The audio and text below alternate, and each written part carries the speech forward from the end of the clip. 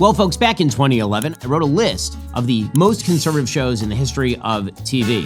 Well, there are still conservative shows on TV sometimes, but the reality is that they are kind of few and far between. So today we're going to go through the 5 best conservative television shows in history.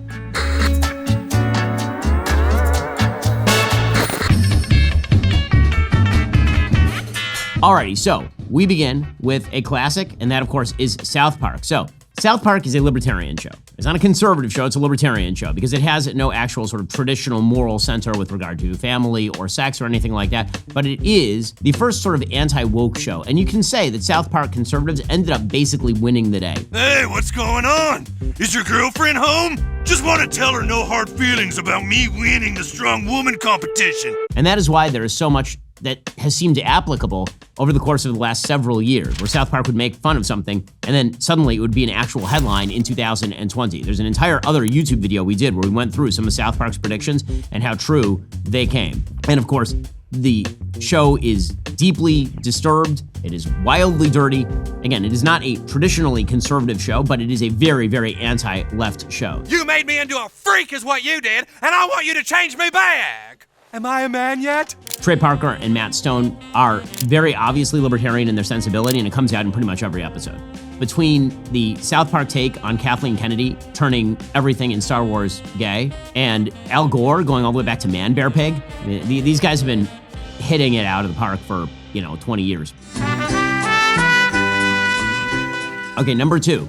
A show that was not originally considered conservative, but definitely is conservative when you watch it now. And it's a show that I grew up on. So when I was growing up, my parents didn't allow me to watch contemporaneous TV. So all of the shows that they saw on TV were things that didn't match their moral values. So that what they used to do is they used to go to a video store in Hollywood called Eddie Brandt's Saturday Matinee, which had like thousands and thousands and thousands of videotapes. And they used to get us old episodes of the Waltons. Well, is this a purely social call, or do I sense the possibility of a business transaction? The Waltons is set in 1930s Virginia Blue Ridge Mountains, and it's just the trials and travails of a rural family. It was written by Earl Hamner, and it was never supposed to be as big a hit as it became, but it's kind of like comforting and wonderful. Got great family dynamic. Richard Thomas, who's gone on to have a big career, but he started off big as John Boy Walton. Of course, the show is really famous for a bunch of sort of things that became part of the culture. The most famous of which is at the very end of the show, every episode, the entire family would say goodnight to each other. They have a shot of the house from far away, and everybody from their various bedrooms would be saying, "Good night, John Boy."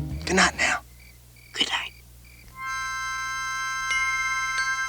And again, it was written as sort of an ode to almost FDR Democrats in the rural South, but because it was filmed in the 70s, it was now a conservative show.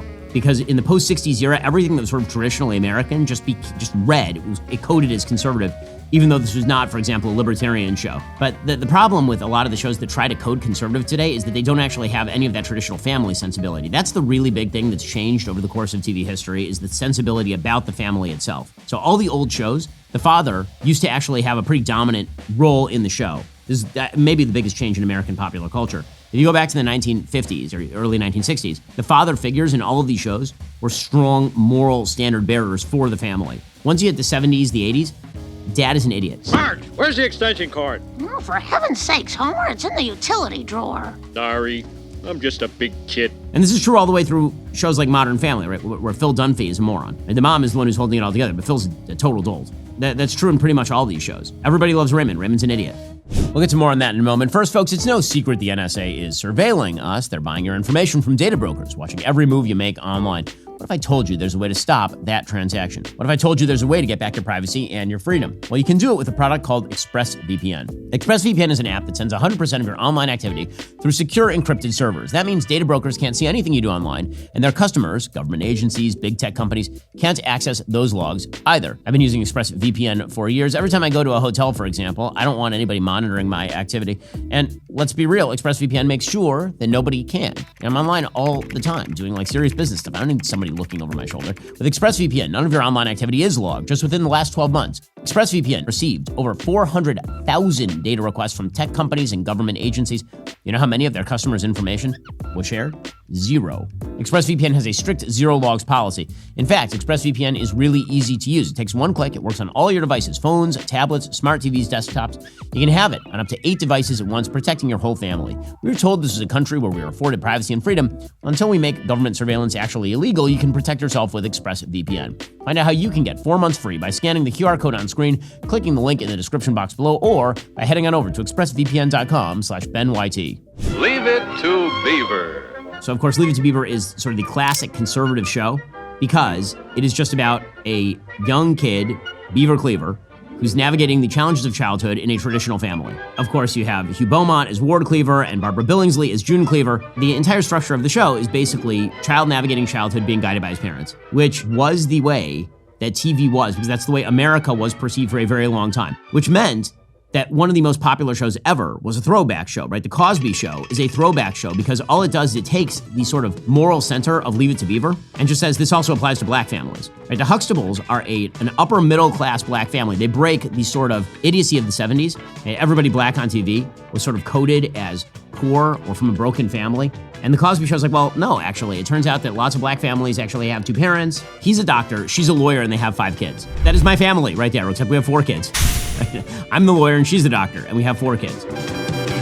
That sort of traditional coding was the reason why the show was so popular. And again, the fact that Bill Cosby ended up being who he was has no relevance to the actual conservatism of the show. He was an actor and a writer on the show and a producer on it. Okay, finally, number 5, and again, these are in no particular order, most conservative shows, 24, which was a great show. I don't know if y'all remember when 24 started. 24 was addictive TV. The format of it, which was you are following a day in the life of Jack Bauer, and it was like minute by minute. Terrific format, really well written. The first 3 seasons are excellent. And then something goes wrong. And what happened is that 24 came under severe fire. Why? Because Jack Bauer is an agent for the government, the counterterrorism unit, right? He's CTU. And he runs around trying to stop terrorists and also torturing people sometimes to get information. This is one of the famous sort of cruxes of the show, is that because they're running out of time, Jack had to just do whatever he had to do in order to get the information. And everybody who was a lib was like, no, you can't do that. You have to be nice to the terrorists. And he's like, no, I have to shoot him in the leg to get the information, which was a sort of post 9/11 American perspective on the world, and also happens to be true. Sometimes you actually do have to get the information to stop the ticking time bomb scenario, which of course every season is. The 747 just blew up over the Mojave Desert. Preliminary reports make it sound like it was a bomb. The big blow up over the show happened when the Council on American Islamic Relations, among other groups, decided that they were going to try to lead a nationwide boycott against 24 for being Islamophobic, which led to a ridiculous statement by the star of the show, Kiefer Sutherland, basically saying, we don't mean anything bad about Islam. Islam's a religion of peace and all the rest of this. And then that changed the writing of the show, and the show got markedly worse after that. But the first several seasons of the show are really terrific. I can pull the trigger 128 more times before this battery dies. So now that Trump is president, you're already starting to see some of this messaging come back. It's sort of Trumpian messaging with regard to the economy or foreign policy. And you see that in some of Taylor Sheridan's shows, right? You see that particularly in Landman, where you have full-on lectures from Billy Bob Thornton about the necessity for oil and why environmentalism is completely blind to the realities of life. And its 20-year lifespan, it won't offset the carbon footprint of making it. And don't get me started on solar panels and the lithium in your Tesla battery. The sort of economically conservative argument, the free market argument that you ought to work hard, that argument is making a comeback in the wake of woke. You see it in a couple episodes of The Bear. One particular episode, which I believe is called Forks, is all about this. It's about how if you're a loser, you can remake your life by essentially taking on small tasks, getting good at them, and then getting better at big tasks. It's like a Jordan Peterson lecture in an episode of TV. Right, great. Yeah, great, absolutely. Well, yeah, precisely. Folks, if you're looking for more content that aligns with your values to watch on a Wednesday night or something, go check us out at Daily Wire Plus, because we have tons of content there, not just for you, but for your kids, via our entire children's network, Bentkey.